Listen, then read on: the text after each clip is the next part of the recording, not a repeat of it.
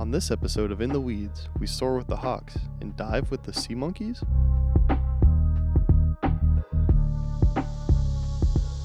What's going on, everybody? Welcome to episode 4 of In the Weeds. I'm Mike, and today I'm joined by... I'm John. I'm here. It's a nice, quiet afternoon, except for the cicadas, but... Yeah, I was going to say, not too quiet with Well, the cicadas. we got bugs, but... Yeah. I'm Austin. I put the fade on the grass today after work and then took the coldest shower I've ever probably taken, and I felt like I met St. Peter at the gates, bro. 100%. You felt like what? Felt like I met St. Peter at the gates. Oh, damn, that sounds blissful. Dude, it was heavenly for sure. How was that trap door? Because I know when he read your name, he immediately went, chunk. Look, man, How the hell did you get up here? Known I've been on a hot seat on the highway to hell, but I'll say it was more of like a button. He looked at my name, looked at me, read a little description, and he was like, "Sorry, Bubba." Yep. Yeah. It's like the Staples no button. Oh, yeah. I know what That's you're right. talking That Yeah. was easy. Yeah, exactly. That was easy. So yeah, it's just us three today. Our mom is out of town. The boys are running rampant. We're about to tear up the podcast. Yeah, we're Without bulls a in the doubt. china shop. We're gonna fuck this shit up. Yeah. In a good way. In a good way. Today we're hanging out, and I believe Jonathan probably has the most content. I wouldn't say I have Maybe the most Austin? content. I have the most interest. I wouldn't even say. I'd say controversial topic. Yours is probably. I mean, okay. If we look at our track record, yours is probably the most interesting. Let's be honest. More than likely. Yeah. Yeah. Yours is more than likely. No, because this was kind of like a hard spitball. So I mean, if you want me, it's- I can take reins if you guys want me to, because I feel like mine's kind of short, you got it. maybe a little bit. Let me feed off your energy, and then we'll go into mine. Okay. All right, Okay, yeah. we can do that. Take it. Take For the sure. reins. For sure. Push the cart.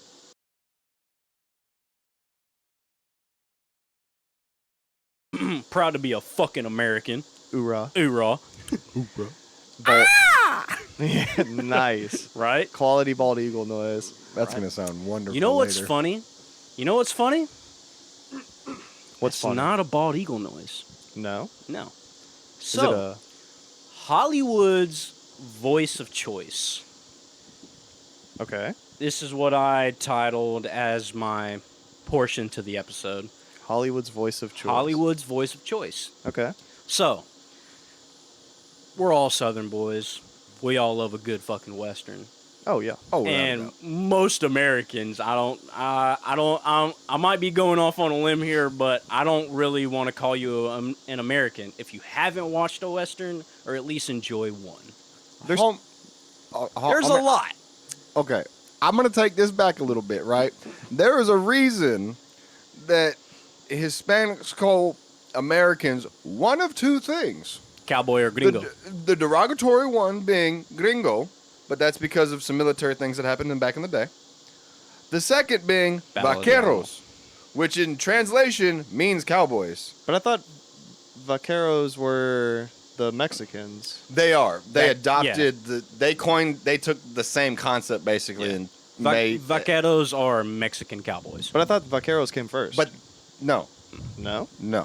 Oh, interesting. They came after seeing cowboys, and that's when Okay. they started doing their thing, if I'm not mistaken. Okay. Because before that, they were still more like Indians, more or less. I want to say Native Americans. Native Americans. There you go. Yeah.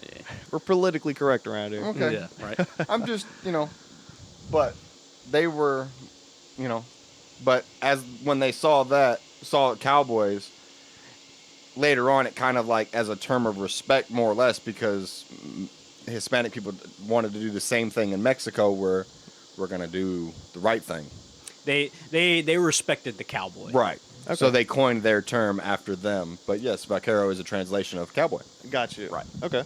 So, honestly, we all kind of know the scene. Honestly, in a lot of westerns, John Wayne, whoever your MC is, right? trotting off on the horse, off in the distance, off into the sunset, right? Yeah. Revolver on the hip, Henry on the sling on the horse, right? Yeah. Fucking spurs jangling as he's trotting along, right? And then you hear it. The sound of America. The As the eagle comes and swoops in and swoops over the camera and shuts the movie off, right? Yeah. With the fucking screech. Yeah, the bald eagle screech. Yeah, the bald eagle screech. So, I'm going to burst your bubble. Y'all probably already know, but there are more than likely listeners that don't know. So the screeching that you hear on any type of TV, movie, social media, the screeching that you hear is not the bald eagle. Okay. It's actually the red-tailed hawk. Oh, okay. So I figured it was like a falcon or a hawk or something like that. It's the red-tailed hawk. Okay. So the reasoning for this, kind of to keep it short and sweet, is even though the red-tailed hawk is a smaller cousin to the bald eagle, their call is just cooler. Then It's the bald just more eagle? mighty. I see. Okay. And That sounds Hollywood. Yeah. Right. Yeah. Right. And because of this, Hollywood has literally dubbed the red-tailed hawk screech as the sound of America. It's supposed to upbring the symbolism of America. I So, see.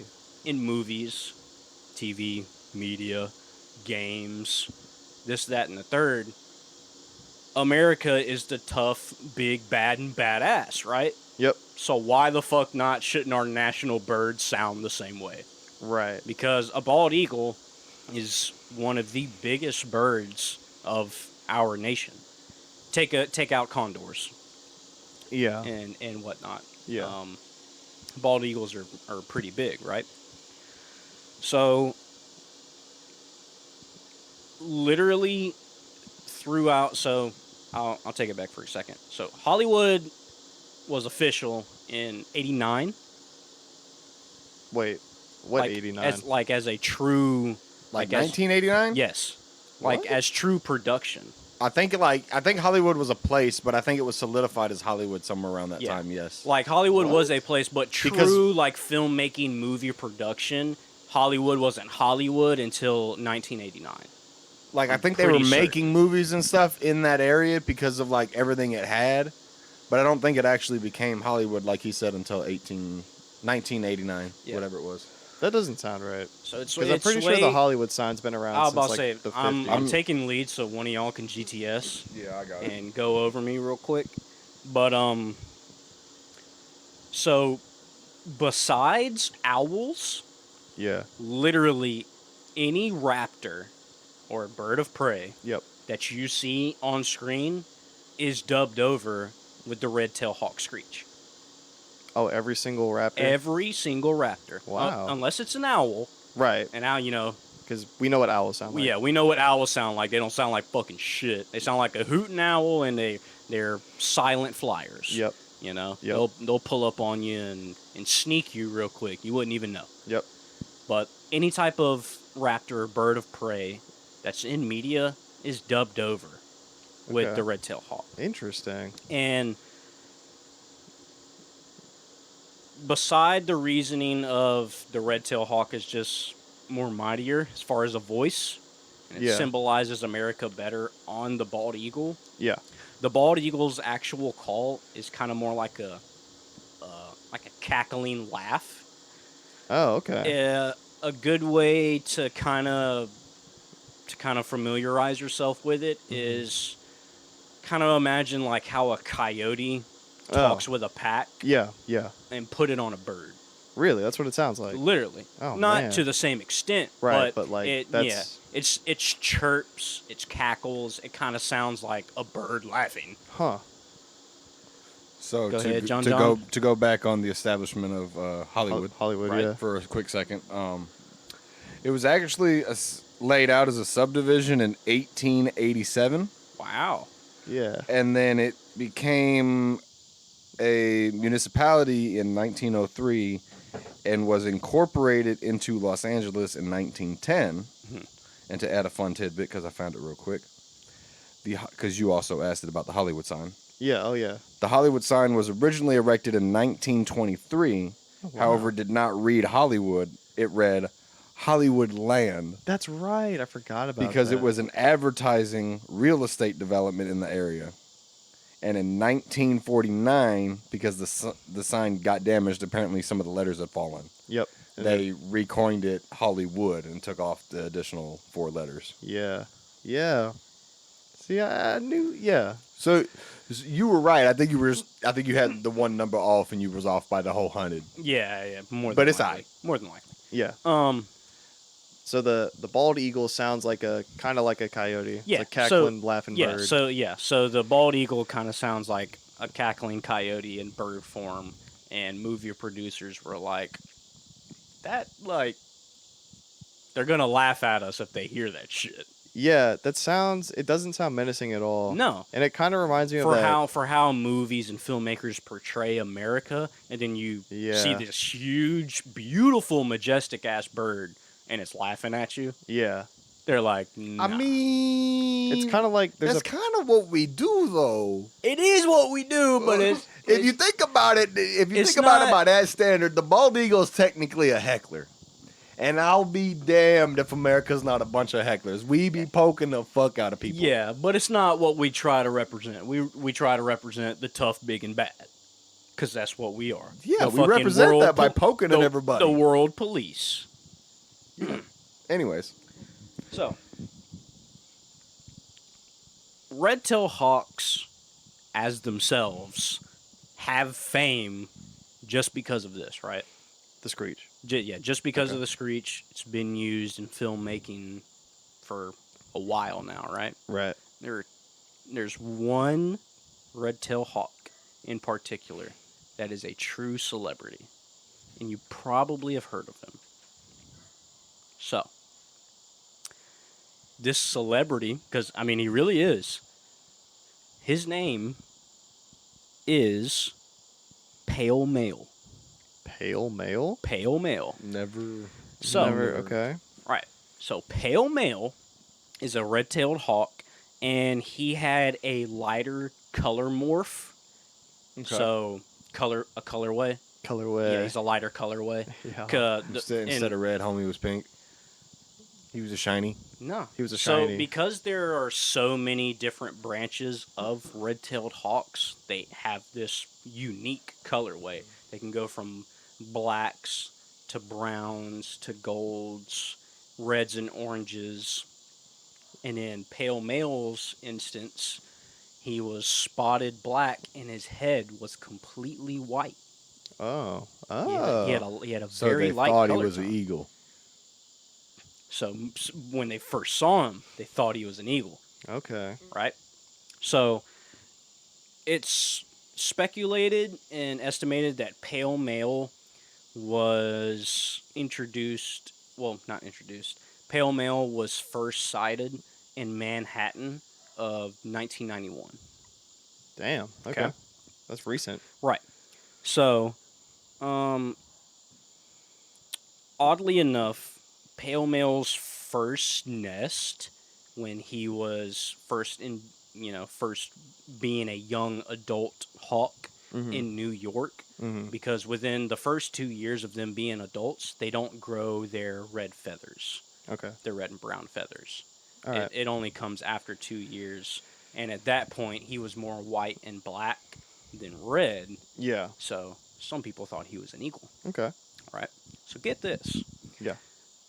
Pale Male's first nest Oh. was atop the apartment of Woody Allen, Oh, really? the American filmmaker. Huh. Yeah. So Okay. his first nest was on top of probably gonna kill myself saying this, probably not one of the greatest filmmakers, but a very big father in filmmaking. Well known. Yeah, very well known. very well Respected known. work. I would yeah. say for like probably Mike and our generation, he made the movie Ants. He made ants. Yeah, he made Ants. I didn't know that. Yeah. No shit. Yeah, real shit. Wow. Yeah. Okay. Woody Allen made ants. That's crazy. I didn't know that. Right? Um. So Pale Male is in New York of 91, right?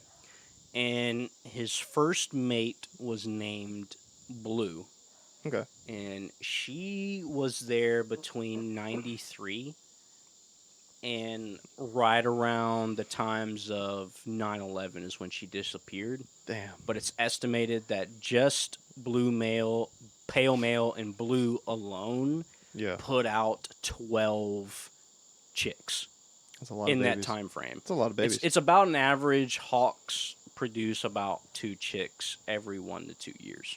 Oh, okay. Damn. Right.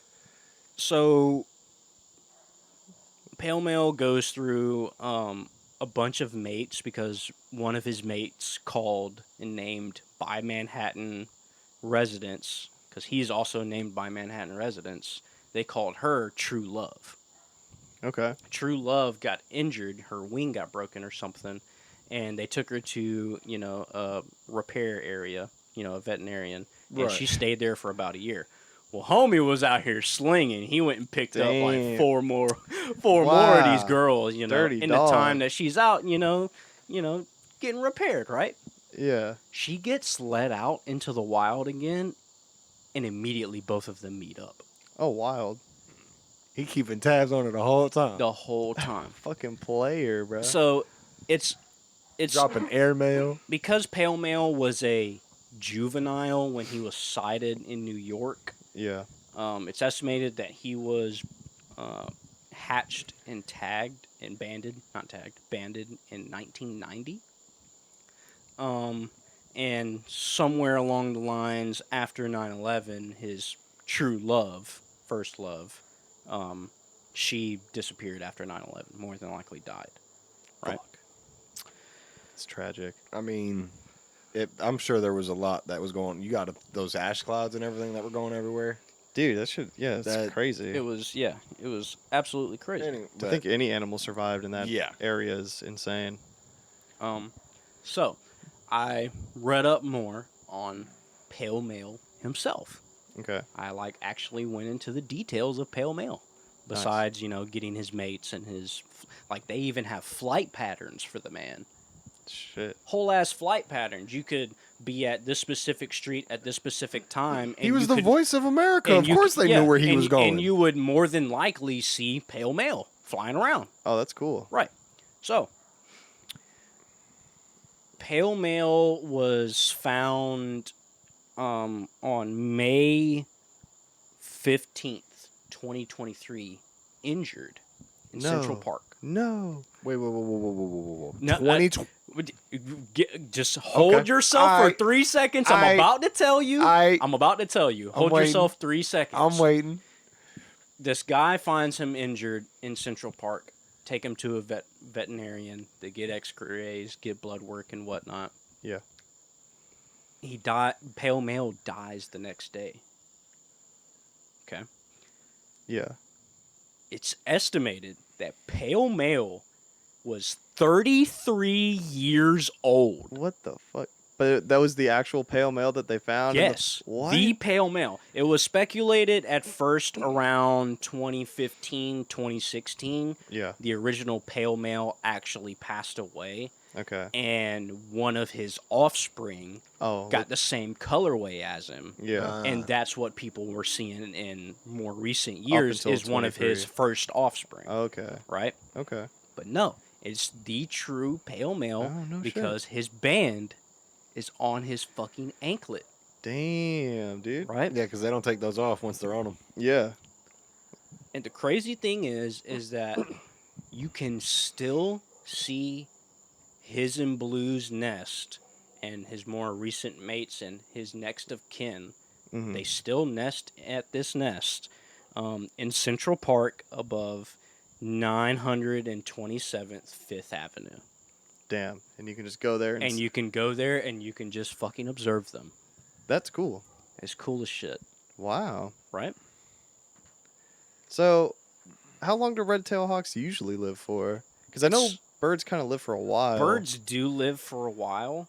But 33 And years. I didn't specifically look up the average lifespan of red-tailed hawks. I'd assume, because of how old he is, I'd assume anywhere between about the 15-year range, 15, maybe 20-year range. So he easily added He'd an like extra doubled his decade on lifespan. himself. Let's see here. Was- Holy sh! What? It How? says on average, a red-tailed hawk lifespan is 10 to 12 years. Okay. Well, So he tripled his lifespan? Yeah. No, I mean it. The where I got all this information, by the way, was Audubon.org. Autobahn? Yeah, AUDUBON.org. Oh, okay. Okay. But that's where I got all the information, and it said that pale male is more than likely the oldest recorded red-tailed hawk, like to this date. Yeah. Google. And he died this year. That's rough. Google was just telling me that they've seen some that like live up to 30, but 33 that's got to be a record. What I was right? looking at, there was only one other hawk. It was unnamed and unbanded, but it was injured, and someone just found him and they treated it. Yeah. But it was estimated that hawk was about 29 to 30 years and 8 months in age. Damn. Yeah. These birds are old, man. Yeah, birds are old as shit. Now, the way I look at it is, okay, if his lifespan, you said, is within 10 to 12 years, and he tripled his fucking lifespan, well, Yeah. he's living in the city. Oh, imagine if he was in the wild. Exactly. Imagine if he was in the wild. Right? He was in the city racking it up. Yeah. But what if the city is what helped him live to 30? More food around. Less If anything, predators. I think Definitely the less city, predators. If anything, I think the city helped his lineage. That's true. Because what I went through, I didn't get all of their names and whatnot, but Yeah. I counted between the two females that he found after True Love was getting fixed up at a veterinarian, Mhm. and after True Love's passing, he went through like 8 females. God damn. So his lineage is up there Yeah. for show, He's like Genghis Khan, bro. literally. He's the bird king. And Yeah. they are the most prominent raptor in North America. Red-tailed hawks. Mhm. That's cool. You can You can see them anywhere. you can see them anywhere, and red-tailed hawks that live above the lower 48 Yeah. during winter, they come down south. Oh, okay. The ones that live below the 48, they stay year round. So when winter comes from up north and it pushes them down south here, it's literally triple the amount of red-tailed hawks Crazy. because there's so many different branches of them, Yeah. and they're all down here because the food's down here and it's warmer for them down here. Huh. That's cool. Dang. Hawks are dope, man. Hawks are dope, and hawks are the voice of Hollywood. Yeah. Well- and what we think is a bald eagle screech is Is actually a red-tailed hawk. wild. Mhm. Wild. I learned a lot in there. Well, on the subject of birds, real quick. Yeah. You know, for $100,000, You can get a hawk. or you can get a falcon Yeah. that is trained to hunt. Yeah. I want a peregrine falcon, if anything. Yeah, those are cool. No, I've seen the videos where these guys have these birds and they just point, like they got him on their finger, and with the same hand they're pointing at what they want them to go after, and they just kind of Yeah. like a paper airplane kind of toss. Mike Yeah. and I saw this video of this guy doing a drive-by Yeah. with his hawk. That shit was He was making like the in his rounds. truck Yeah. holding his hawk, and he just like stops on the side of the road and literally tosses him like a paper airplane, and he goes and picks up a fucking like squirrel or something. Yeah. It was and like comes another back little to him. bird. Yeah, like another little bird, and Yeah. comes back to him. I was like, yo, this man hit a drive-by with a fucking hawk. Yeah. Yeah. Yeah. Shit's cool, man. But yeah, I mean to me, I feel like it's very short. But for someone that doesn't know, you'd literally be like, what the fuck? I've been lied to this whole time. Yeah, I didn't know that. There's a couple fun facts in there. I'm Yeah. like, damn, no way. At Nice. first, I kind of went for the animal facts that you didn't know about. Right. And Yeah. then I caught this link going to eagles and hawks, and then I was like, wait, I remember, this saying about how the eagle sound isn't the eagle sound, it's a hawk sound. So then I went into it and I was like, well, holy fucking shit. They were right. They were right. It's a hawk. What's crazy is for us around here, Yeah. in our area, over here at Clarks Hill, you can see bald eagles. Clarks Hill? Yeah, true bald eagles. I think I've seen a couple. I've seen them nested up on the power lines. Yeah, by the dam. Another thing I've noticed, I don't know if it's a raptor thing in general, but they love dead trees that are still standing. Okay. They love chilling up there. It might be a raptor thing. I think a lot of raptors make their nests in dead Probably standing like trees. line of sight. And that's what I think too, is they can see everything Yeah. from up there in a dead tree versus in a tree with a lot of vegetation. But, during courting and nesting seasons, they go for trees that are more covered. Naturally. Their courting ritual is pretty much like most raptors, where the male will he'll get food and he'll rise really up into the air, and then he'll dive down and he'll pass the food to the female mid-air. Yeah. And if she likes him, she'll catch it. I got you. If she's not fucking with him, she ain't gonna catch it. I see. And then in some instances, the male will go up into the air and then dive down, and him and the female will lock their talons. That's when they're and they'll spin. I've heard all about the way that. down to the That's when they're doing the do, bro. Yeah, that's when they're doing. That's their, when they're Yeah. doing the do. That's when Yeah. they're doing their little dancey dance. Yeah. Knocking claws, knocking talons. Sharpen them up. Yeah. Which, by the way, 1.5 inches, buddy. 1.5 inches. That's pretty 1.5 long. inches. It's a big talon. Razor. Yeah, that's a big talon. Damn ass raptors, 1.5 bro. razor. Yeah. I'll play with the bird. It'll be all right. I ain't worried about no 1.5 razor. Until it's coming at your face at like fucking 80 miles an hour, son, and there's 6 of them. You just gotta catch him and pet him. He'll be fine. Okay, yeah. This is a wild fucking animal we're talking about. How do you think we tamed wild animals to begin with? We caught them and petted them and fed them, and then they were like, okay. Well, as far as I know, we tamed dogs and cats by just like giving them meat, and then over time they just like came to us for food, and they were like, okay, well you can have food if I can touch you, and Yeah. then that's kind of how it went. They do the same. They've technically almost domesticated elephants down in Africa to a point. They're Well- still technically wild, but like But elephants are really smart though. They're they like are as but- smart as we are. So these elephants I'm talking about specifically, they will go off into the wilderness and gather like twigs and wood and shit that they find on the ground, yeah, and they will bring it to this tribe. yeah, And in return, the tribe presents them with, something that I think it's like a food source that they like or whatever. oh okay, That's just a little bit more difficult for them to get. yeah, And they, give them that, and it's like like almost a trade. And they're like, yep, okay. And they're just yeah, go yeah, their yeah. separate ways. Elephants So it's are, got to be some version of that. but it's not domestication though, because like elephants are too smart to be domesticated, because they like pass they've like what am I trying to say? There's a test you can do. It's like a series of tests to determine if something is like self-aware or Right. not, like conscientious. But they did it to elephants, and it like passed most of the things to where they're like it's probably an intelligent, like it's self-aware. No, elephants are very intelligent. Yeah, like I think the famous one is they had an elephant out in the jungle, and they put a mirror in front of it, and like normally a wild animal will like attack it because it thinks it's another animal, but Yeah. the elephant was like looking at parts of its body that it couldn't see on its own using the mirror, and they were just like, holy shit, this elephant's smart. Look at that ass. Yeah, right. It was like but it was like they're checking over there itself like- out. Yeah, I was about to say, yeah, they're over there like, damn, like this elephant's like over there checking itself out. yeah. Like it knows it's Like, an elephant. It knows that what it is. Yeah, and it knows Yeah. that's it. It's crazy to think about that. Not all creatures like have that understanding. Oh, yeah, no. It's, it's one of them things. It's at the end of the day, it's that prime. It's that little bit of ego Yeah. that humans have of we're the only smart thing on this planet. No, we are not. No, Fuck no. no, we're not the only. Give smart anything thing. else on this planet a good, solid, fair chance, we're probably going to lose. It depends. Prep time. Yeah, prep time, yeah.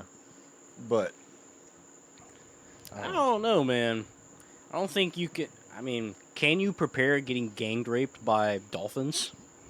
Uh, Because worst case scenario, I you fight mean- back, they're gonna drown you. Yeah. check. Oh Yeah. Do you drown them? How do you do that first? I don't know, man. How do you prepare for that one? I don't know enough about dolphins.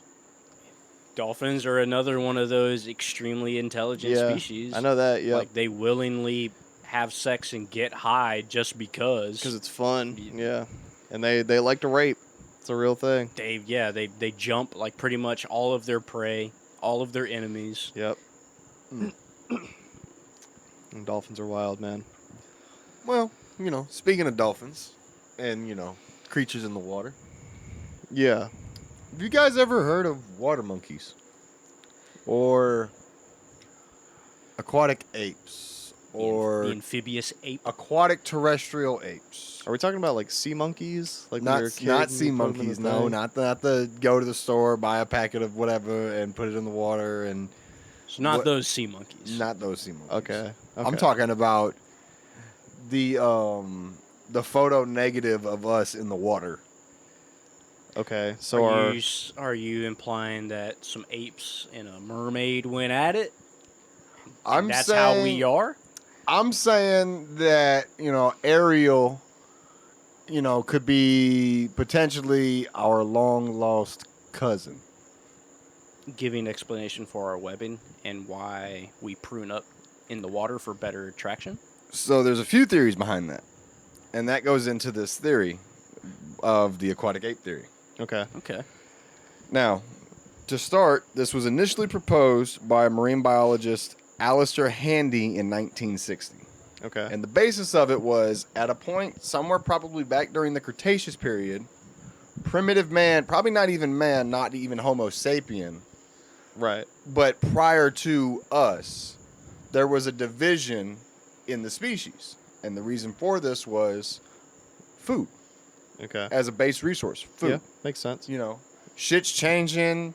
It's the Cretaceous period. We got all kinds of new shit going on right now. There's a fucking bright thing in the sky. It just gets bigger and bigger every day. You know what I'm saying? Yeah. Everything's changing. Food, you're fighting for food, this, that, the third. So the basis of it was during our evolution, we got to the point where we were not standing upright, but we weren't on all fours. Yeah. We were kind of slouched over. You know what I'm saying? We were in our early stages of bipedal. Right. And at the time, because of the way everything was set up, you would have very tall trees 50, 100 feet from the edge of the water on the beach Yeah. because nobody had torn it down yet. You know what I'm saying? Yeah. You still had nature. So primitive humans, for safety reasons, it was a great idea to live by the water.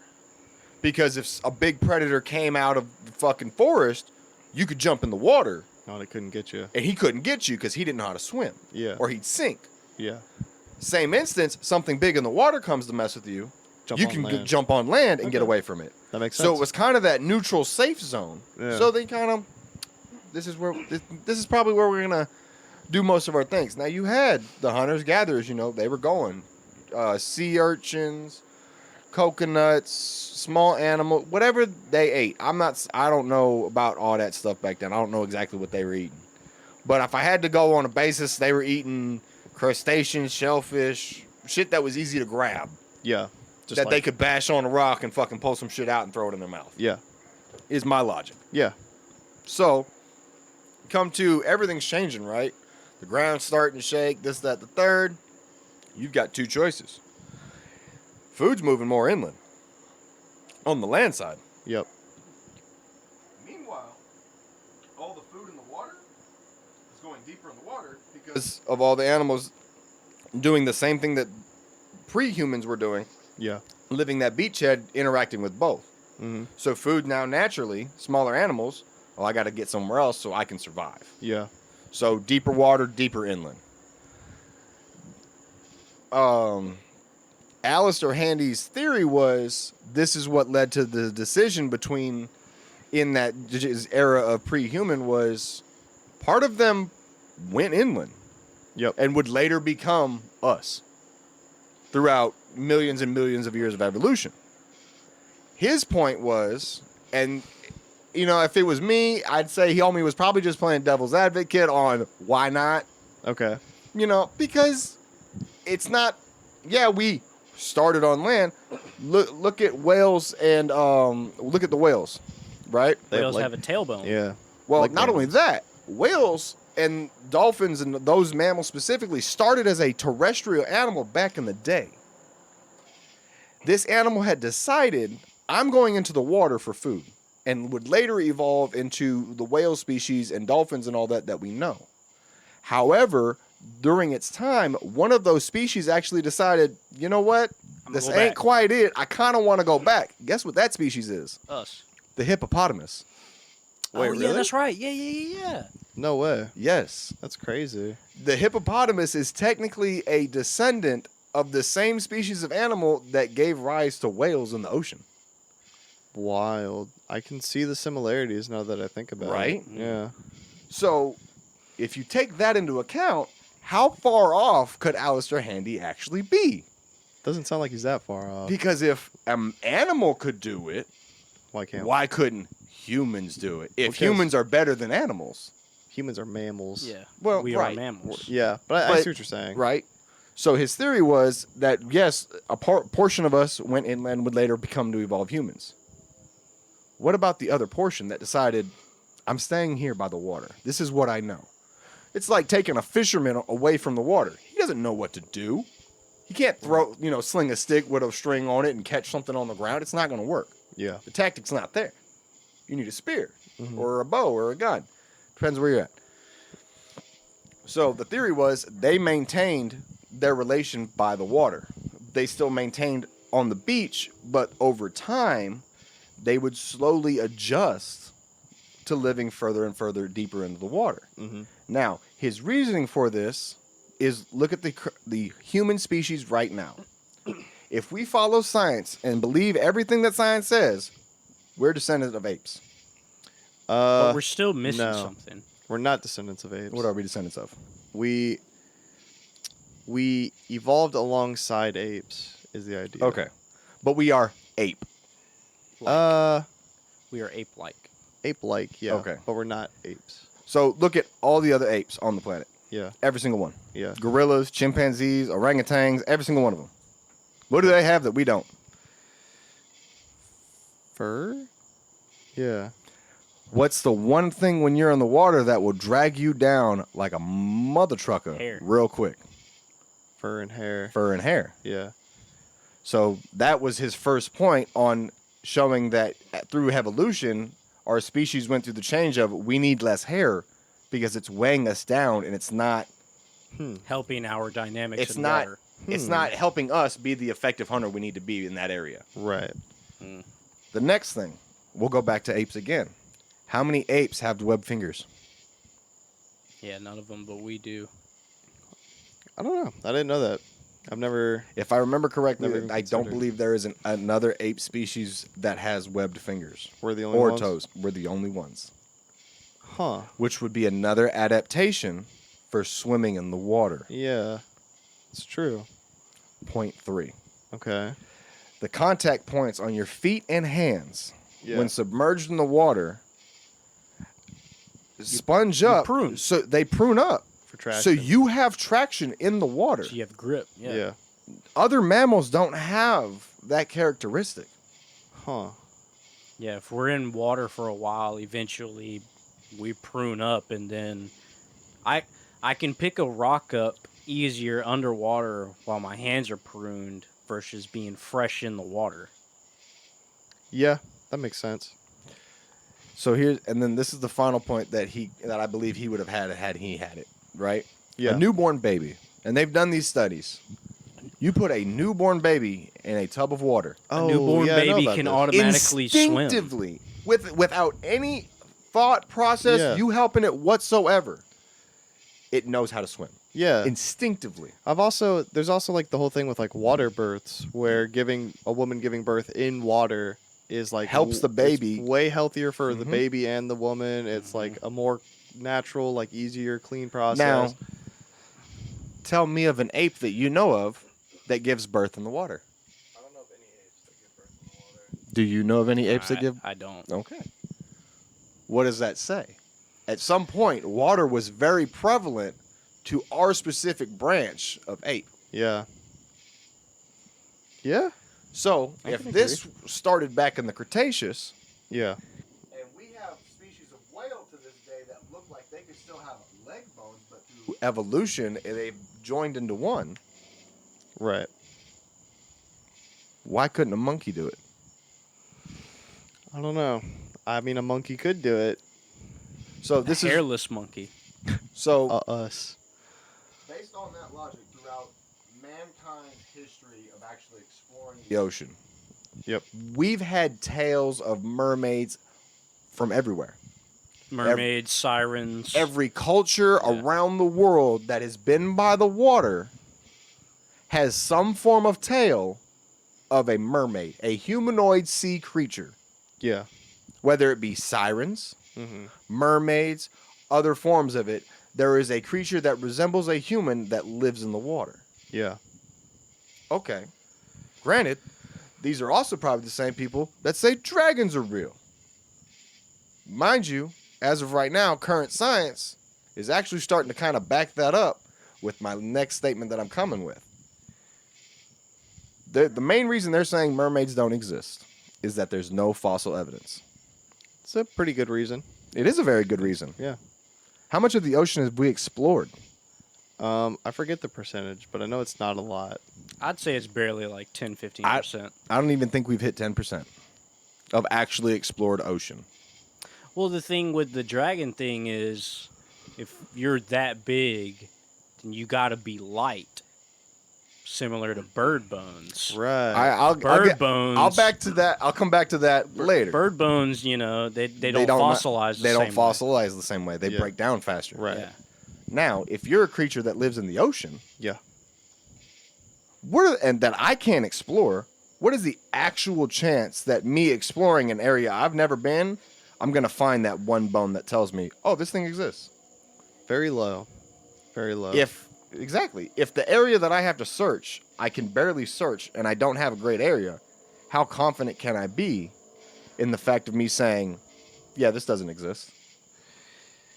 I get it's almost arrogant to say that mermaids don't exist. It is almost arrogant. Now, I'm not saying they exist. Right. Have I seen one? No. If I did, would I believe it? Probably not. You'd be like, what the hell did I smell? I'd have a lot of. I'd have way more questions than What I ever was in wanted my answers. breakfast? Yeah. Yeah. But so that theory goes on with tales of mermaids. There's been supposed evidence come to light where we weren't the only people making tools on this planet. I think I've heard a little bit about this. So they've supposedly had photos back in the day. Now, some say these photos have been destroyed. Some say they've been collected. Mm-hmm. Nobody really knows. Naturally. But, if it's all a bunch of boo hockey and it never existed, fine. Probably some great evidence at the time to make people think some crap. Right. If it is true and someone's hiding it, well, you're a dick. They're doing a damn good job. You're doing a damn good job, but you're a dick. Yeah. Right? So in these photos, they were, at the time, oil was a big thing. Mm-hmm. Ambergris was a big thing. Yeah. We were hunting everything in the water. Right. Why? Oh, yeah. Because we 100%. finally had the capability to effectively do it. Right. We didn't have to rely on a tiny little rowboat and 4 guys. No, we could have 50 guys on a ship and go take down 2, 3, 4 whales. Oh yeah. Yeah. So we could pull it in. Well, supposedly what they started noticing was, you're hunting a whale. Well, there's blood in the water. What's going to come? Sharks. Sharks. Well, guess what? They were starting to notice on some of these sharks that they actually had to kill because they were getting aggressive. Mm-hmm. They already had battle wounds from something that was an animal. They didn't just have battle wounds. They were finding weapons Stuck in them? stuck in them. Spears made out of fish bone and seaweed. And, Fuck. oh, dude, daggers, all kinds of shit. Just made out of different types of fish bone and all this other shit. And it looked like human. If we as humans were in the water, Mhm. that's exactly what we would have done Yeah. to make the exact same tool with the resources we would have been provided. How do we know it wasn't like some islanders or something that made these tools? Because I'm glad you asked that, because they actually, if according to the evidence, when they analyzed the bone, Yeah. they were of creatures that were found deeper in the water. Oh, okay. So Not something you could just go and get. You had to go and try and get it. huh.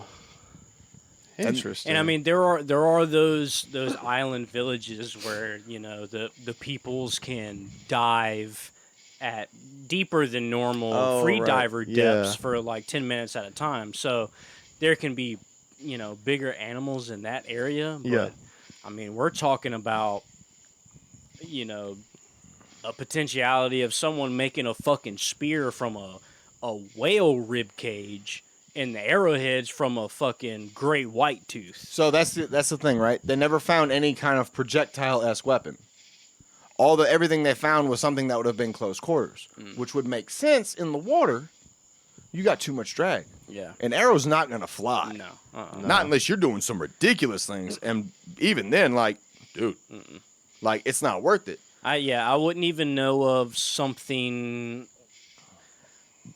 I mean, So excuse me. There might have been like tendons that they possibly could have used from fish to make, like an S of a spear gun.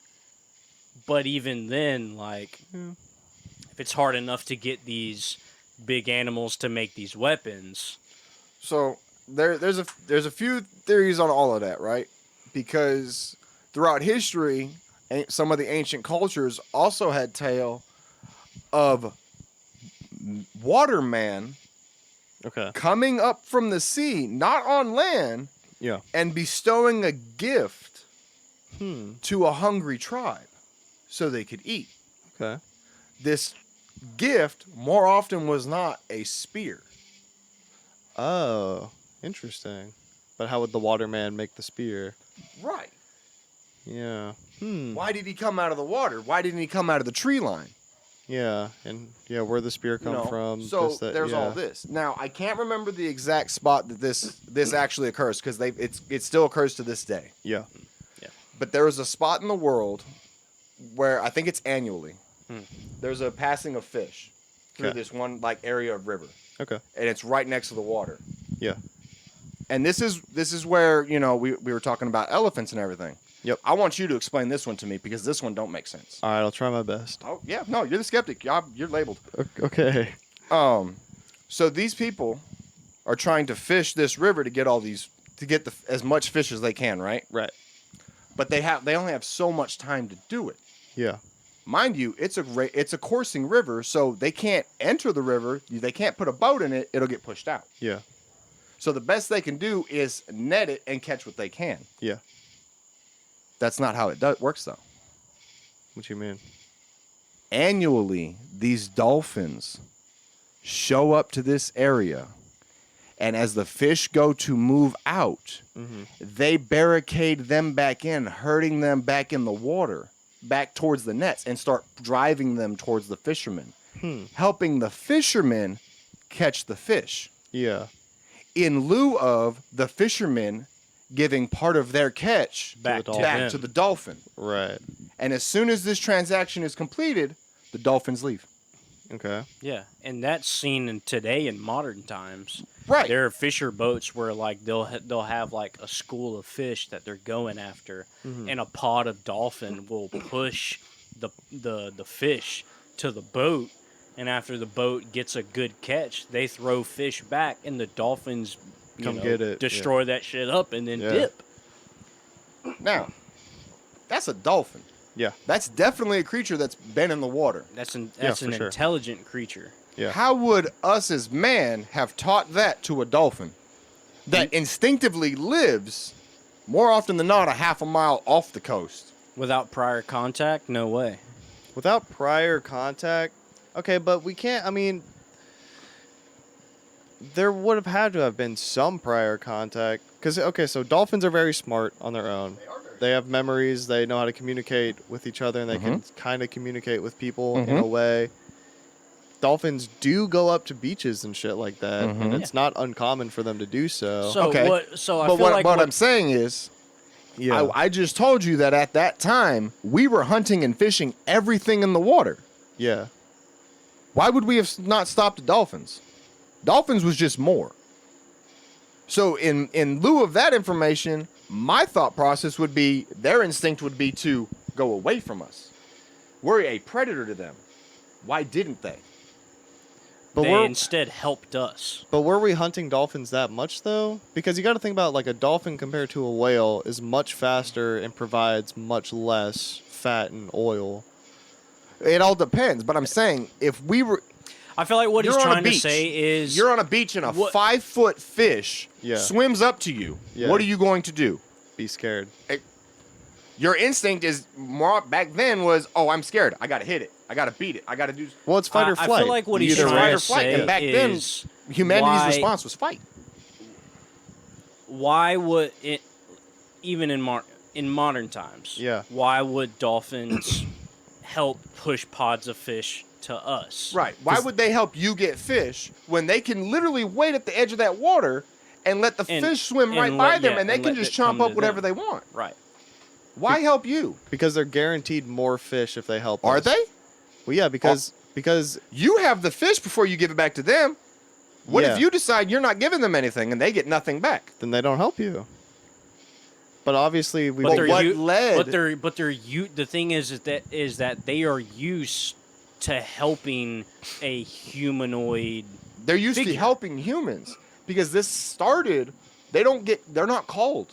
They don't tap on the water or anything to call these dolphins. They instinctively come. yeah, they just show up. They just show up to do this. The way I look at it, whether it be man on land or man in the water, for a dolphin, you're your primal mind is going. You're tracking your prey's, movement patterns and travel patterns. Yeah. Well, what say you come to your travel pattern at this estuary, which I feel like you're describing, where I think it's people were, man was at one and dolphin was pushing the other. If you're at this estuary, if there is this humanoid that's in the water and the humanoids are catching fish but they're having trouble, and the dolphins can acknowledge that they're catching fish but they're having trouble, they can help them because they are something that's in the water with them. They're intelligent. It's going to feel respected. I scratched your back. You scratched mine by feeding me back. And it's a constant cycle So that this is- they got used to. A dolphin sees a humanoid figure. They're going to go help it because it's more than likely going to give them a reward. Like you said, a pod of dolphin has no fucking problem getting their food on their own. Right. Like we were talking about earlier, they're more than likely, if you're in the water with them, to rape you as well as help feed you. That's Okay. That's a lot. That's a lot to think about. Okay. So if there was a merman per se that was like the middleman between land humans and dolphins, what happened to the merman? What happened to the waterman? why Like- wouldn't he still be there? Like, yeah, why would what do you mean? What do you mean? I'm saying what happened to him because you're only talking about fishermen and dolphins getting fish together, Okay. but you're suggesting that it started because of mermen. Right. What happened to the mermen? Okay. Hold on. We're jumping ahead. Okay. But Went I like where you're deeper? going. I don't know. So, what I'm suggesting is that what's an animal that humans on land today use while they're hunting? Dogs. Dogs. Yeah. And in great numbers sometimes. Yeah. You go duck hunting, you want 2 or 3. Yeah. You go in the woods to go hunt a very specific animal, you're going to take 6 or 7 beagles. Yeah. You're going to go hunt, take this lion down. There's dogs that were bred to go fight lions. Yeah. Now, Yeah, if you want to go find a pack of hogs, you bring 4 to 6 fucking pit bulls and you go out there and fucking find them. Mm-hmm. right? In the water, what would be the best animal that you would have the best chance of communicating with that would also be able to help you do what you need to do? Dolphin or a whale. Yeah. Now, if they could already make twine to make spears and knives, according to the evidence that people have found, Yeah. supposedly, Right. a net's not that far off. No, a net is like a natural evolution from twine. Right. So, well, who's to say that the dolphins wouldn't go out, school up the fish, and get them, all balled up, and the mermaid wouldn't just come with this tubular net and just, and then they would just swim off. And then because I of don't their know, man. abundancy of catch, they donated some back to the dolphins. The dolphins took their take and then went off, and then remembered, okay, if I help that thing out again, it's gonna reward me with food. So here's where I think that would be different, right? If dolphins and whales and all that are in the water and they've been doing this, right? Mammals are a herd mentality Yeah, Yeah, to their core. yeah. Strength in numbers. naturally. Okay. What do whales and all dolphins and such do? They pod. They Yeah, migrate. pods. Yeah, they Oh, pod. yeah, they and, migrate. they pod and migrate. Right. Yeah. All over the place. Yeah. So if your companion that helps you find food, get food, is migrating, Where are you gonna go? You're gonna migrate with it you're going to go with them. because they know where the food's at. What did Native American do with the buffalo? They moved with the herd. Yeah, they moved with the buffalo. Mm-hmm. Yeah. So I'm not saying that if mermaids exist, that they're at our level of sophistication. I'm not saying that. Right. It was follow food to find food. Right. I'm saying they're probably still at a tribal-esque point. Yeah. But they haven't had a need to go past that. The mermen. The mermen. But where are they? So if the theory is if they're migrating with the whales and all, Yeah. the main thing that's doing that they're responding to is us. Okay. And at some point throughout our history, they realized that us as humans on land, we are not it. Okay. And so they speculate that the reason we don't see them that often Yeah. is because they choose to Not- not fuck with us. Yeah. Something in them tells us that's bad news. Then why do we see dolphins all the time? So, like we were saying, if you've got something, we're talking about guys on a river beach with nets. Yeah. To a dolphin, even popping his head out of the water, he more or less sees the same figure that he would if they're real, Yeah. That he sees in the that water. he sees in the water, and he has a net. Okay. The only difference for the dolphin is homie's up there. Yeah. Homie I on just gotta land, push not the in fish up water. there. Yeah. Instead of pushing them into a specific spot in the water. I'm not saying the Pushing dolphin's not towards smart enough to land. differentiate between humans Right. and mermaids. I'm just saying No, he I get- sees I it as get the it. same quid pro quo Yeah. as that he's used to in the water, Yeah. possibly, and when what, he sees these people on land. what I think makes more sense for me is specifically them dolphins pushing pods of fish towards estuaries. The mixture of water is gonna mess with the pure sea, strict ocean fish. So if I push that fish into some water that it's not regularly used to, then it's gonna panic and it's not gonna know what to do, giving the humanoid a chance to catch it.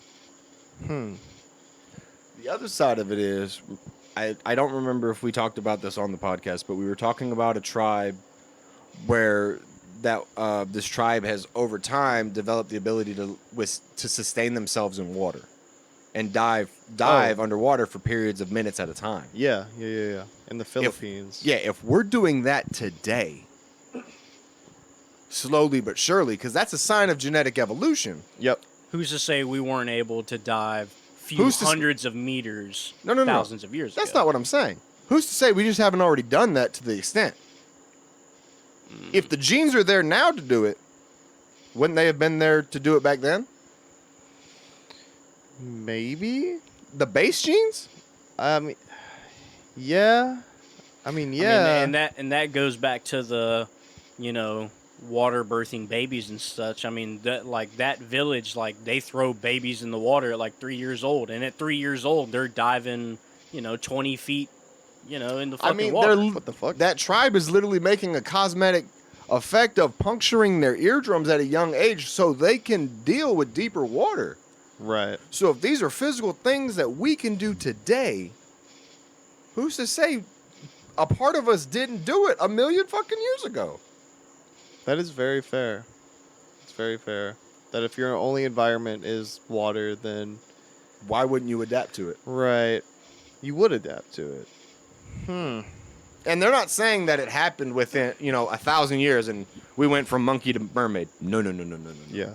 They've got it to where it was a gradual progression from what I saw. There was a stage where we were on land and occasionally entering the water for food only when we needed food, to Yep. where about half the time we were in the water, whether we were getting food or not, we were just hanging out in the water. And that's more or less the time where the hair was gone. Yeah. Come to the next part, we had fully formed webbed hands and feet, and we also had lost the definition in the nose. Mm-hmm.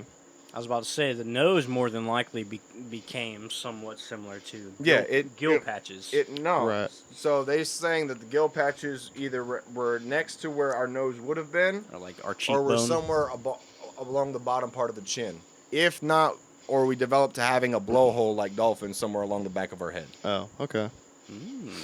Interesting. Yeah, because dolphins are mammals. Right. Yeah.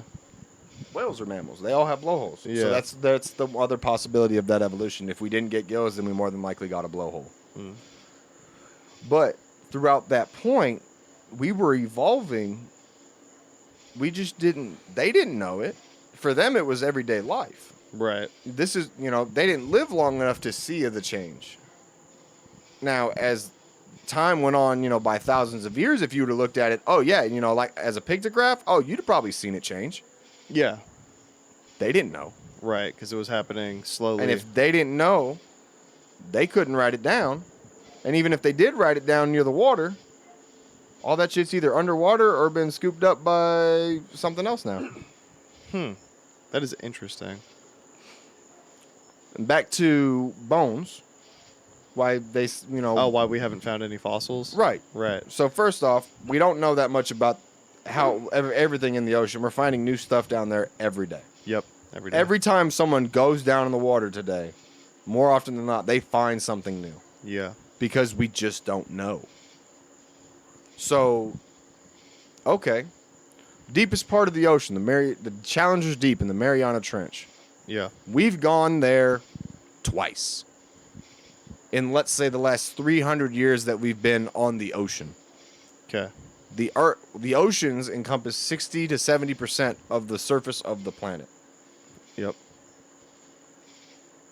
It's pretty in my mind, it's a little arrogant to think that the animals that are occupying 30 to 40% of the earth know what's going on in the other 60 to 70% of the earth. Yeah. When we can't even get there. Right. Yeah, I mean, that's a fair point. So, if we can't get there, let's say, go ahead. It's very ignorant to think that, because as of January 20th, 2023, more than 80% of our ocean has been unmapped, unobserved, or unexplored. Damn, more than 80%. So, it's more than we thought. Wow. More than I thought. Because I still thought we were under 10%, regardless of the fact. Yeah. We've only explored maybe a little over 20% of the ocean, At best. at best. Yeah. So, with That's- that knowledge, if something was to die in the water, Yep. let's say they're like us, and they bury their dead at the bottom of the ocean. Oh, shit, yeah. You ain't gonna never fucking see it. How am I supposed to know where that's at? Right. Am I supposed to look for the underwater reef? Yeah, there's little crosses underwater. Yeah, I'm looking for the underwater burial ground Right? around this area. Like, what do I look for? I don't know. Yeah, And if their especially with- instinct already is to not fuck with us, how can we? especially with how just things in general settle in the ocean, and especially with like,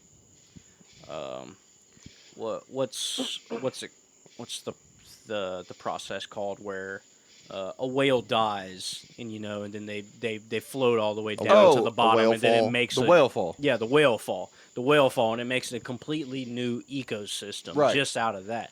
Who's to say that if they did bury their dead at the bottom, who's to say that reefs aren't a contribution to that?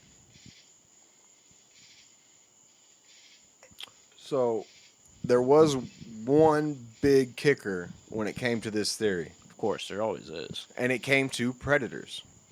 Yeah. Oh yeah, I wasn't even thinking What would about their that. predators be?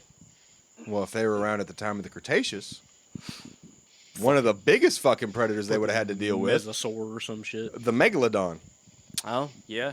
Damn, that's But scary. if you killed it, you made the spear with its teeth. So here's the logic of that, right?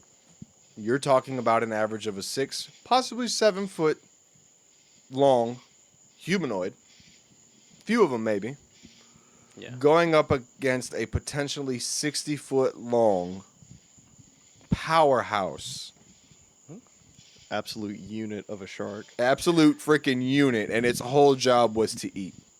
And it attacked from under you. And it attacked from under you, on top of the fact that if you were traveling via pods with whales, you were already with his food. Yeah.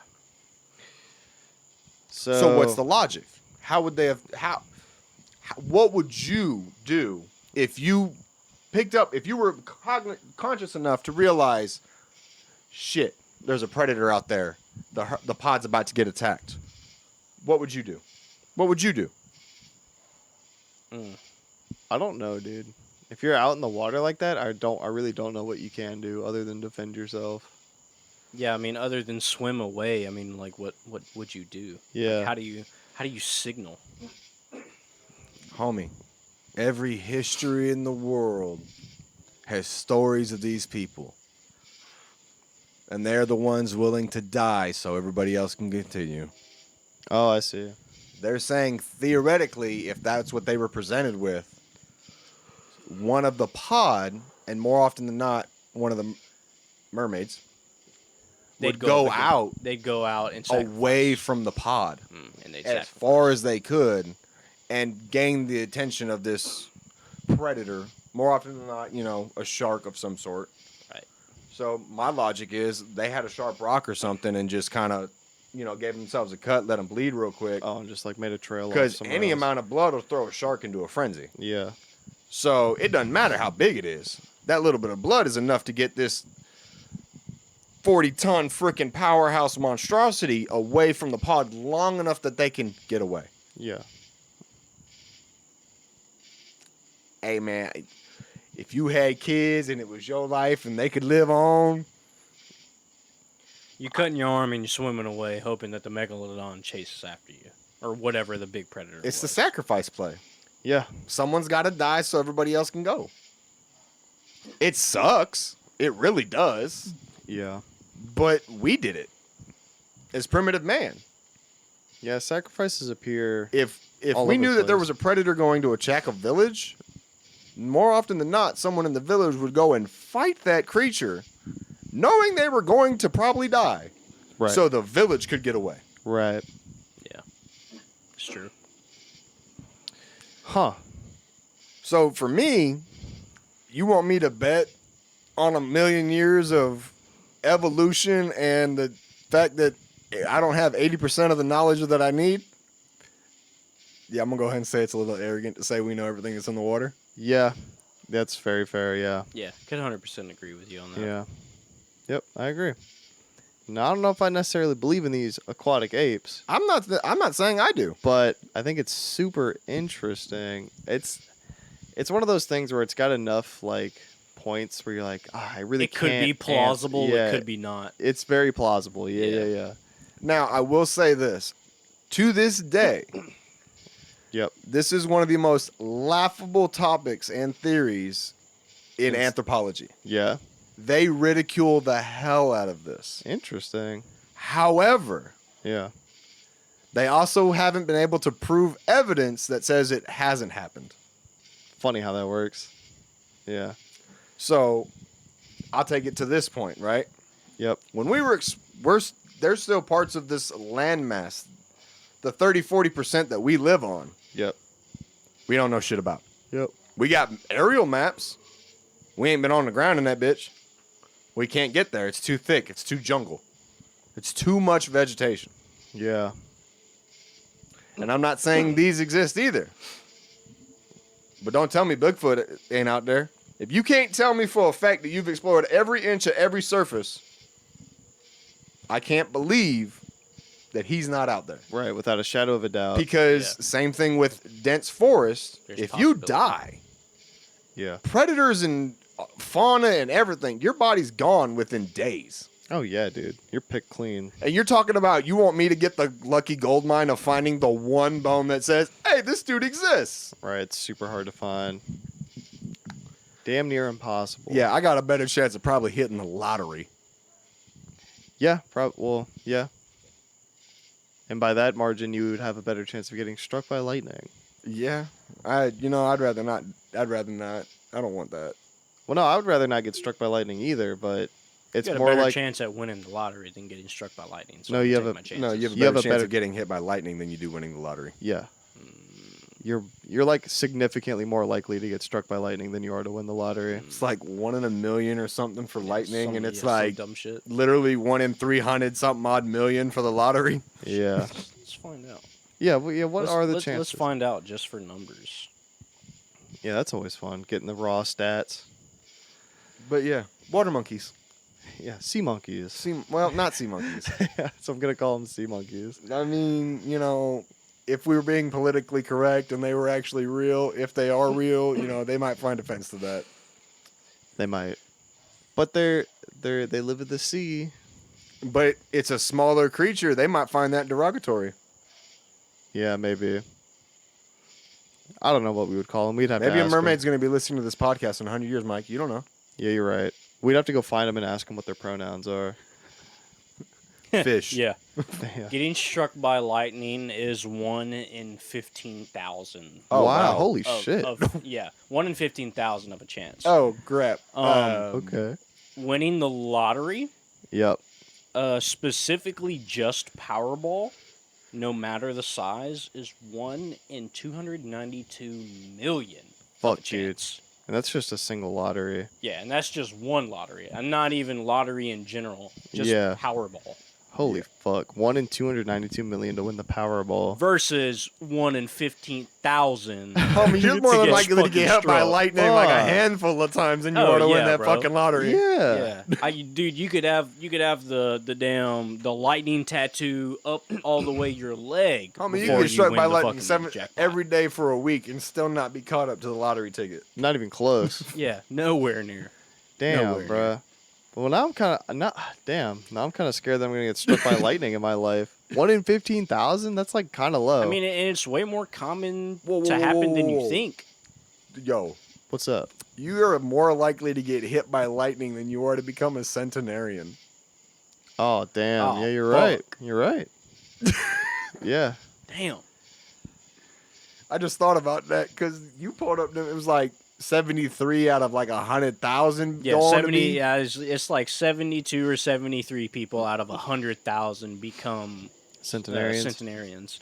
Fuck, Fucking dude. A. Shit. So, dude, if you become a centenarian, get hit by lightning, and win the lottery, Luckiest man alive. bro, yeah, you need to be in the history books for Yeah. sure.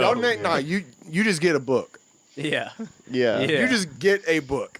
Well, definitely. shit, You- man. You don't even have to do all those things to get a book. Bro, you No, get a that's 6-episode That's how you get someone Netflix to write a book about you. documentary on your shit. Yeah, that's true.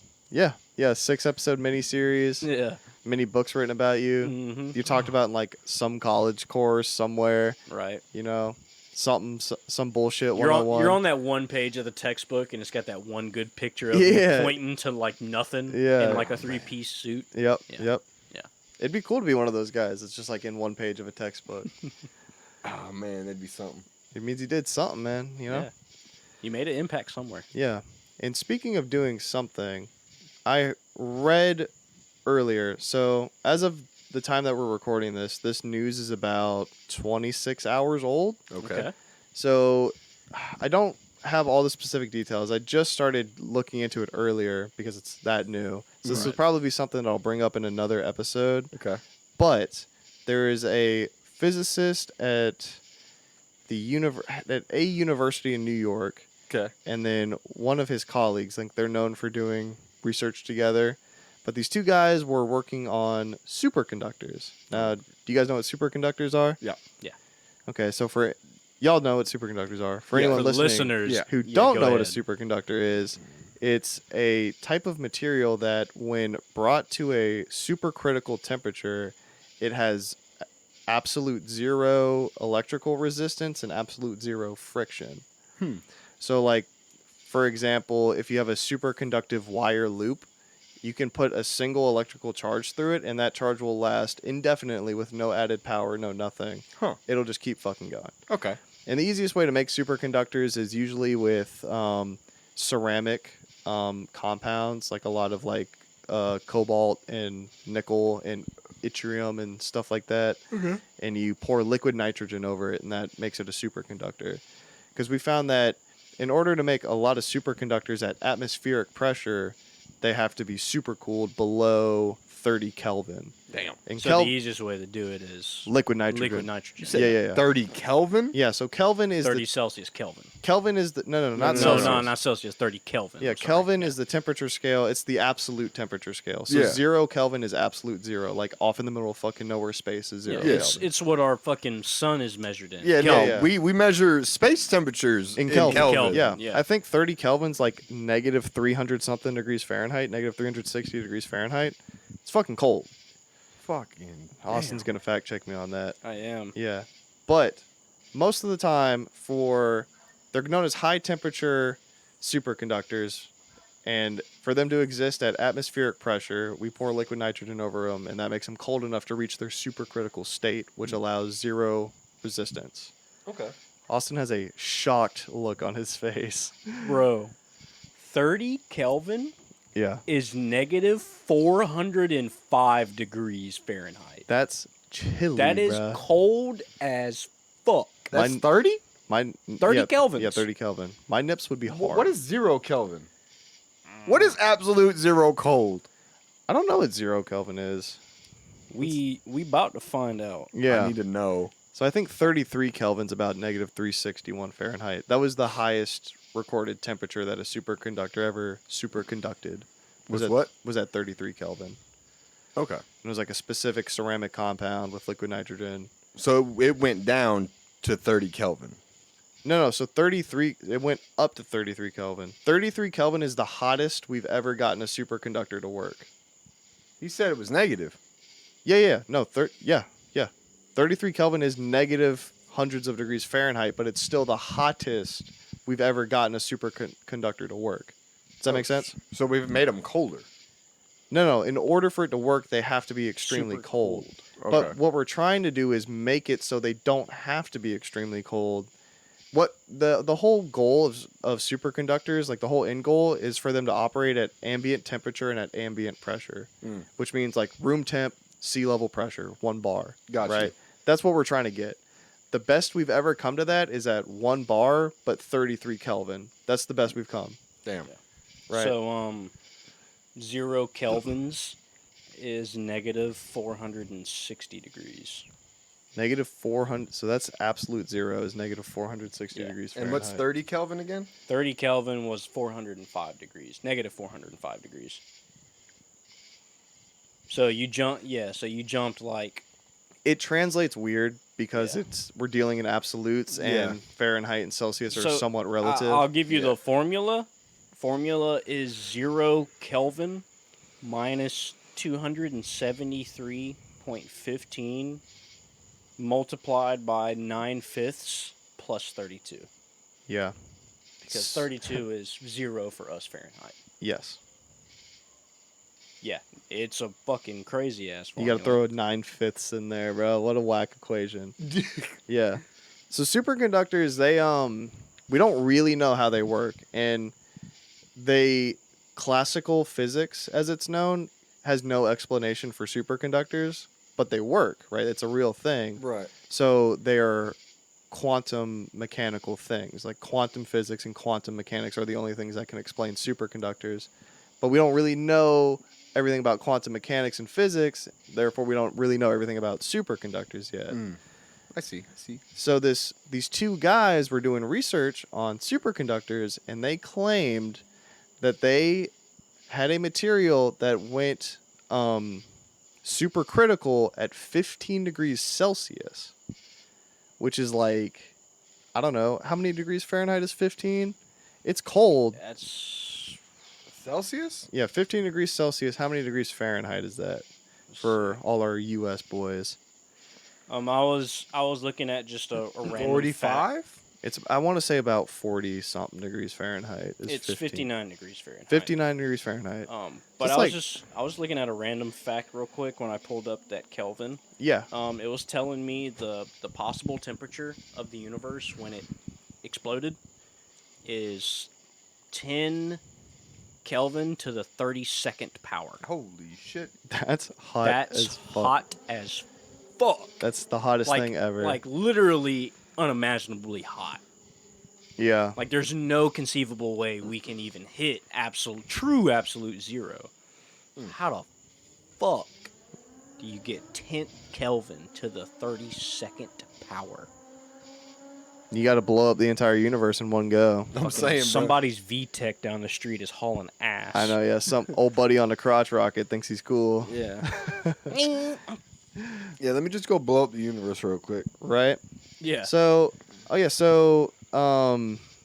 these guys claim that they got a material to go supercritical at 15 degrees Celsius or 59 degrees Fahrenheit, Okay. which everyone's like, what? Are you fucking for real? And Which, their I mean, that's fairly cold. right. And their one caveat was that they didn't have it at atmospheric pressure, but they had it at 1 million atmospheric pressures. What? Okay. It's like a million bar. Hmm. So, and it makes sense because all the other superconductors that are well known and well documented are all operating at atmospheric pressure, ambient pressure. Yeah. Right. And they were like, well, fuck the ambient pressure. We'll do super high pressure and aim for ambient temperature. And I'm like, they okay, did. I can follow that. So they claimed that they did it, right? Right. And this paper got published in the journal Nature, and people were reading it, and some other scholars that had also published papers into like Journal and Science or into Nature and stuff like that, those kind of journals. One of the guys was reading it, and he was like, dang, this is almost word for word what this guy said in like one of his other papers from a few years ago. So that led him to do some digging, and after they did some digging, they think that the two guys fabricated the results, and that like they didn't actually have this thing go supercritical. So the journal Nature hired 4 independent people to look at it, to like fact check it, do their own Test it. shit. Yeah, stuff like that. Supposedly nobody else could recreate the results. They were looking at the graph that they had documented on like the temperature and pressure and like what the superconductivity rate was. Right. And it directly lined up with another graph where some other guy was testing a completely different substance for like electrical conductivity.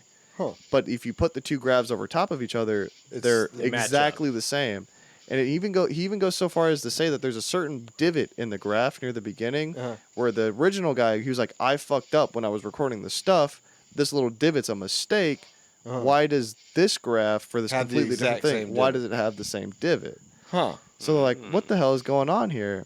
Right. And the two guys that published the paper were like, no, like we did this. We stand by our results. Like we really think like, like this is a real man. thing. Right. So it's kind of a heated debate in the science. Sounds like they might have been community right running out of funding. now. Maybe. And it's yeah. like I think they've supposedly been known to have fabricated results in the Oh. past, Right? That's the nail in the coffin right there. right? But But that's the nail in the coffin. that's what I was thinking, and I was reading about it. I was trying to find like, could I form my own opinion on what's going on here with my limited knowledge of superconductors. Right. So I started looking into it, and like the specific compounds that they were using for testing supercritical rates was like something that's not really been tested for superconductors before. Okay. It didn't really describe whether it was a type 1 or type 2 superconductor, because there's two types where it's got like the point where it does nothing and then it immediately does something is a type 1. And then a type 2 is it'll do nothing for a while, then it'll do something, and then it'll repeat that process at a lower temperature. Right. It's a type 2. And then there's like type 1.5, which is like a weird in-betweener. but they didn't mention anything about like what type of superconductor it was. All they mentioned was like it was like this compound at 1,000,000 pressures at 15 degrees Celsius, it went supercritical, and supposedly nobody can recreate the results.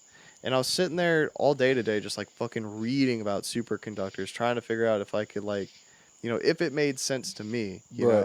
And this is so in depth that I couldn't really make a whole lot of sense of it. I had to look up. I had to Google. Too many big words. I had to Google the Greek alphabet a couple times, Yeah. because Jesus. they were talking about lambda this and Oh, fucking, God.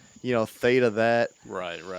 and like what makes a superconductor, and Oof. like how you do it, and Yeah. all, like the history of it and everything like that. Mhm. But it's interesting. It's a heated debate because the paper got removed from the journal. Like the four guys reviewed it and they're like, "Yeah, we think it's fake."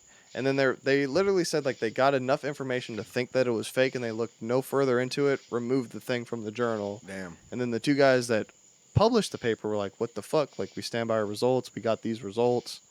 So it's a hot debate right now. Interesting. And it led me to be like, I need to know more about superconductors Yeah, because need I to- want to know. Need to keep tabs on this. For Yes. Sure. Yeah, because the whole reason that this matters is superconductors are used for like MRI machines. They make computer chips run faster. Yeah. Like superconductors are the Important. future. Yeah, They are they're very important, important. and they are the future Oh yeah. throughout. Like with superconductors, we can have high-speed frictionless Shit. trains, instant communications.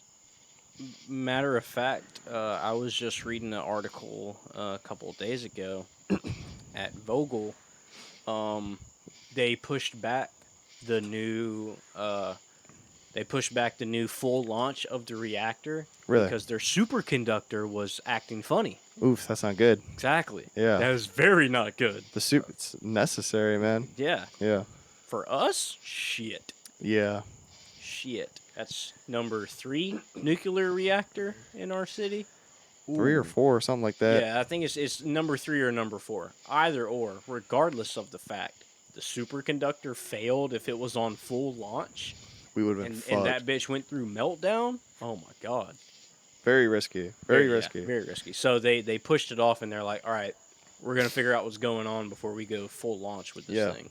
But imagine if you could just have a superconductor operate at 15 degrees Celsius, but super high pressure. Because we can make pressure chambers that do Easy. 1,000,000 Oh, bar. yeah. Like Yeah. we can do that easily.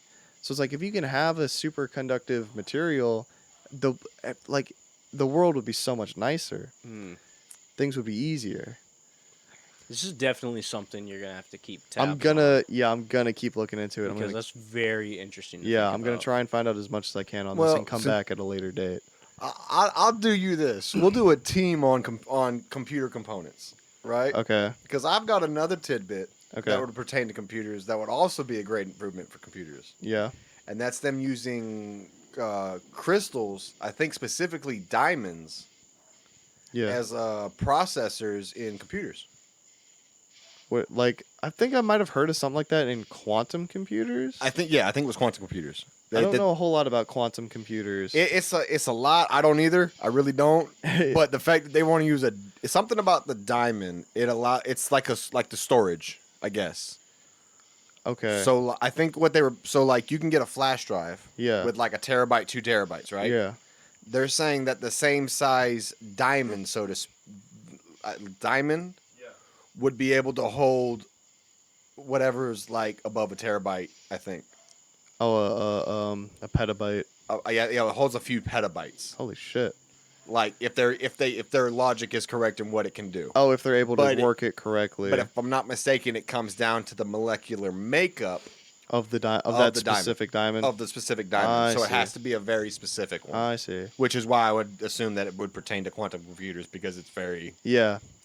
And I'll say real quick, speaking of obtuse storage methods, a guy a while ago, he made a liquid hard drive.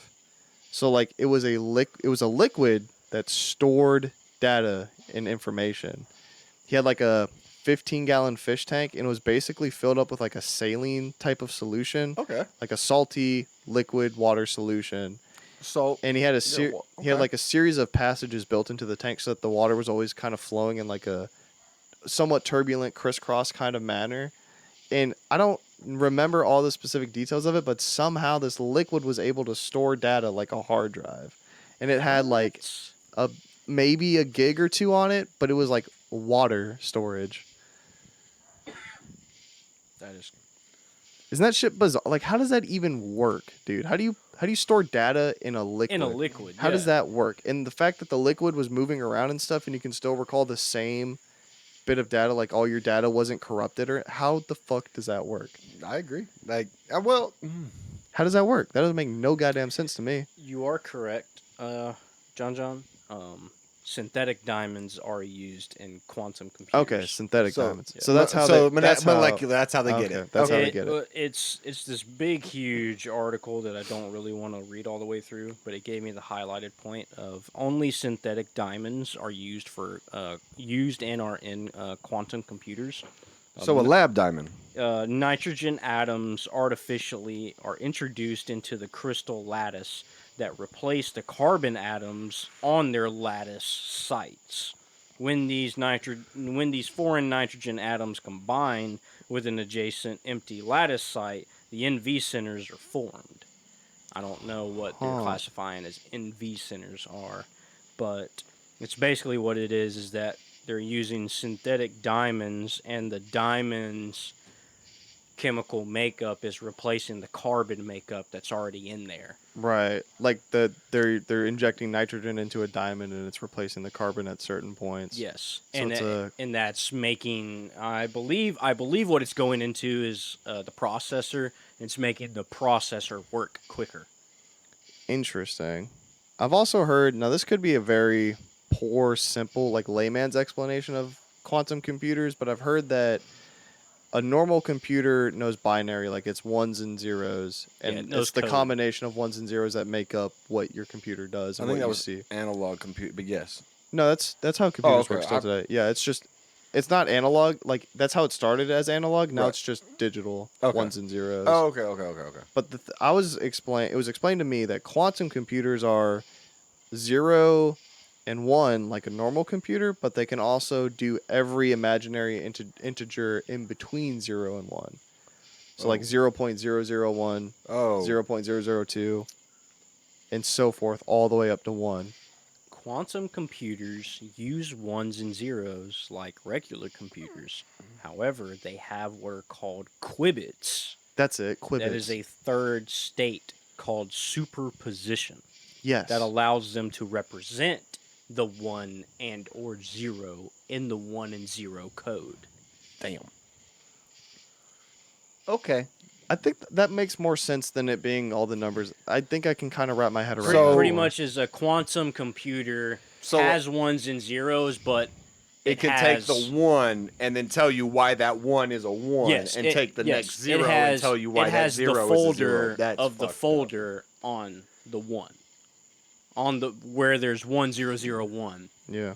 The So quantum computer on that first one has 3 folders of why that 1 is 1. So in and the why the digi- next one is 0. In the digital, we got a folder of 1s and 0s, I Yeah. think. And in the quantum computer, every single 1 and 0 It's has its represented. own folder. Yeah, it has its own representation.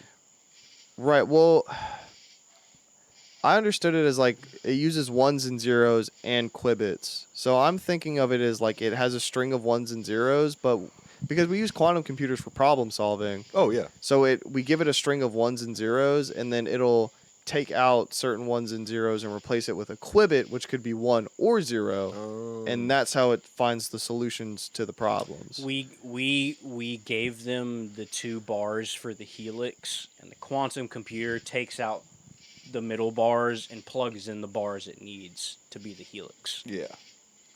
That's crazy. Versus our normal computer is going to show us the helix and show us the differentiation of 1 0 0 1 1 1 0 0. Right. At least that's how I understood it when I heard you read And that. I mean, I feel like that's how we can pretty much understand it from what I was reading. Yeah, it had this a is- bunch of big words in there I was not Oh, trying to pronounce. This is advanced. It's a stuff. quantum computer, bro. I'm going to go ahead and Yeah. assume that every word in that theory is a $10 word. Oh, dude, yeah. 100%. Oh my god, yeah. I'm taking out my life expectancy trying to say that word. You gonna break quantum. the 401k trying to read that shit. Telling you. Yeah, quantum computing is beyond superconductors, and when I was trying to read shit about superconductors, I felt like a moron. I was like, bro, my brain is not big enough for this. How'd you think I felt when I was going deep on the black holes and wormholes? Oh man, I can't Oh, even imagine, dude. You thought your brain was breaking? Shit, bro. I Yeah. had to take breaks and go back to my computer. Yeah, because you had to freaking take that information and repeat it so us dum-dums could understand it. Literally. Like, fuck. But yeah. This man, French Fry over here, goes through it every fucking topic that he has. Yeah, for real. What? You just... Going through all the big boy words and dumbing it down for all of us. Because it's a lot. It is a lot. You always got the complex topics. It's I don't great. re- It's I great. I don't know. I just like complex things, I guess. I always want to figure it out. Yeah, no, it's good, though. Need answers. It makes for good conversation. Good thought-provoking things. 100%. I mean, we're over here talking about fucking hawks. If we're talking about celebrity hawks and fucking aquatic apes into superconductors. Yeah. Like, we're talking about quantum physics at this point now. We are talking about Shit. quantum physics, boys. We made Like, it. We went from fucking birds to quantum physics. Yeah, Neil deGrasse Tyson, where you at, Yeah. son? We're on your level. Come tap in. Yeah, tap in. But yeah, that's all I really had so far about the superconductors. I'm definitely but gonna that's- keep up on it. Oh, and yeah. I'm gonna come back on a later episode and be like, here's the I rub. got the goods now. Yeah, here's the tea on superconductors. Yeah, I'm Yeah. like, let's fucking Well, go. I'm ready to eat. While you're doing superconductors, Yeah. you might want to throw semiconductors in there as well, because I think they have like a secondary part to play with superconductors. Yeah, I know a little bit about semiconductors. Because where I think the semiconductor has to deal with the heat, I think the semiconductor has to deal with the production of energy. If I'm not mistaken, I could very well be mistaken. Oh, so a superconductor. Okay, I see what you're saying. It could be. I don't know. Well, I don't. We need more time to flesh this out. Yeah, well, because superconductors, like, they don't produce energy, they don't produce heat or anything. But they take away resistances. I got it. They take away electrical and physical resistance. Got it for y'all. What's So, a superconductor is a material that acts strangely when cooled down to a certain temperature. When these materials reach their critical temperature, they suddenly become a perfect conductor. that? Yeah. A semiconductor, on the other hand, is a material that has conductivity somewhere between that of a conductor and an insulator. Oh, okay. Yeah, that's right. That's right. So it's the middle ground between being a conductor and an insulator. Yes, yeah, Is yeah, a yeah. semiconductor. That's a semiconductor. Yeah. And a superconductor is we just fucking cooled that shit down until it got to a specific temperature.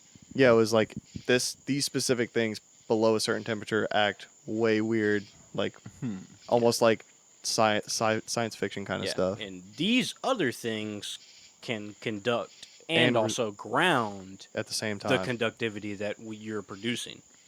Yeah, semiconductors are also wild because they do both things at the same time, and it just works. And we're also like, what the fuck? Like, I mean, what? they're both crazy in their aspect. Dude, yeah, crazy in their own right. Aren't you guys glad I don't have like a building where I could go fuck with shit?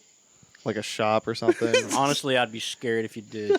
You're Honestly, bro. he's the modern day Nikola Tesla. Bro. Not even, Nah, bro. nah, nah, This nah, is nah, our fucking Doofenshmirtz right here. Oh, he's He's doofus. fucking I'll take Doofenshmirtz, bro. Doofenshmirtz all day long, He's bro. fucking Doofenshmirtz all day. Fucking Yeah. Mr. Bones back there in the room in the house is Perry. Oh my god, you're God, so bro. right. Oh my god. Wow. That's on brand. 100% on brand. I'm standing by that. You're fucking Damn, Doofenshmirtz, bro. bro. Out of all the languages on this planet, you chose to speak facts. Yep. Hey, man. Yeah, no, I'll take Doofenshmirtz. I'd come up with some dumb stuff. That'd be out there one day and just you'd hear this big ass bang and fuck. What's What Jonathan happened? making now? I gotta put a new wall up. That's all. Jesus. That'd be loads of fun. That'd be loads of fun. That'd be too good. Yeah, it would be too good. That'd be hilarious. Yeah. So if we actually figure out all this science, right? Yeah. How far off do you think we are from building the N1? The end, man. In one? If we can figure out ambient pressure and temperature superconductors, we can have the N1. We can have it. It's doable. Now I don't know if it'll be able to shoot blaster bolts. And No. stuff. We I'm ain't got okay that with far the yet. thing Yeah, not that flying. far. I just want it to fly. I'm gonna be honest. I don't care if it shoots stuff. I just want it to fly. Superconductors, bro. I'm telling you, they got to be it. They got to be the way. They got it. There's a lot. Oh man. Because superconductors are real, like literal anti-gravity. I'm sure y'all have seen that thing where it's like a disc and it's got like the white smoke coming off of it, and there's a magnet spinning around in a circle and it's floating above the disc. I think so. Yeah. It's very famous. It's like it goes around all the time. Right. But it's like a magnet. It's just spinning forever and it's floating, and you can like rotate it like in the air and it'll hold whatever position you rotate, like place it in, Right. and it'll just fucking spin forever, or you can spin it the other way and it'll go that way forever. That's a superconductor. So what I'm hearing is you got to figure out the superconductor so we can make the N1 with John.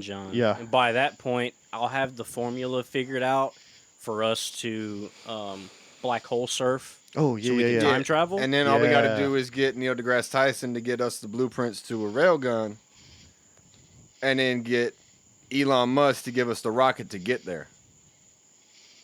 I think we got a solid plan here, boys. Yeah. Yep. I think so. You know what? If it makes Elon happy, I'll put the Tesla logo on the N1. I don't care. Yeah. Fuck it.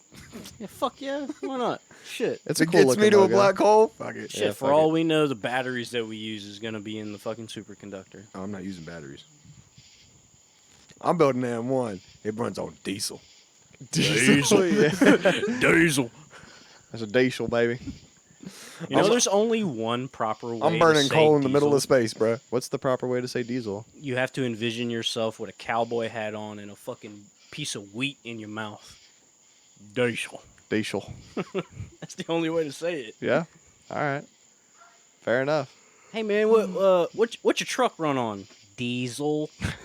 Fuck out of here. I have never heard of such fuel. Diesel oil. No. Diesel. Oh man. Yeah, I What's think, your car run on? Dead dinosaurs. Yeah. Yeah. A lot of them run on Actually. dead dinosaurs. Yeah. Yep. But I'd say it's a pretty good wrapping up point. Is there I would anything you agree. guys want to add before we go ahead and end it off? I'm really trying to go into space and shoot myself at a black hole if anybody can make that happen. I don't know why, but I think it'd be fun. Mr. Tyson, if you're listening, please send us to space. Why not? Honestly, if there's any listener in Manhattan, take a picture of Pale Male's Nest off 927th Fifth Avenue Yeah. and send that in. I'd like to see that. I would Yeah, I too. would like to see that. Yeah. I'd like to see that.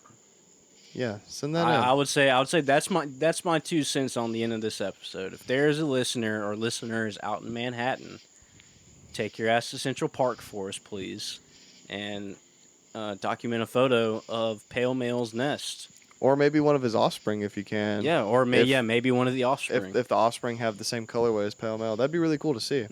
Definitely. Because you're saying that Pale Male, not only did he have a white head, but he was spotted black and white body, which that's crazy. Oh, Yeah. yeah. Yeah, oh yeah, their colorways were like completely interesting. Because they're City Hawks. Yep, they City Hawks. Yeah, that'll do City it. Hawks. Fucking City Hawks, that'll do it. Yeah. All right, guys.